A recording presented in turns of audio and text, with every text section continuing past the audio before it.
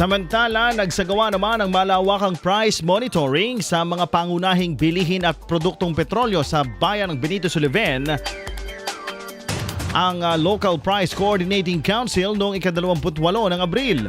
Layunin ng aktibidad na matiyak ang tamang price tagging at mapanatili ang patas na presyo ng mga bilihin sa merkado.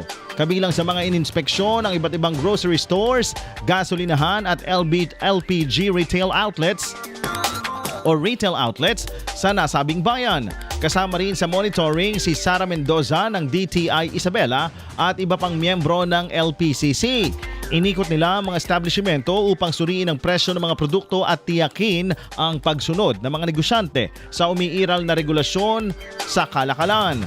Bukod sa inspeksyon, nagsagawa rin ng kumustahan ng grupo sa mga negosyante upang alamin ang kalagayan ng kanilang bentahan kung ito ba ay matumal o mabenta sa kasalukuyan. Ayon sa LPCC, mahalaga ang ganitong hakbang upang maprotektahan ang kapakanan ng mga mamimili at masiguro na maayos o ang maayos at patas na kalakalan sa komunidad. Patuloy namang hinihikayat ang mga negosyante na sumunod sa tamang price tagging at umiiral na batas habang pinapayuhan ang mga mamimili na maging mapanuri sa kanilang mga binibili. IFM News.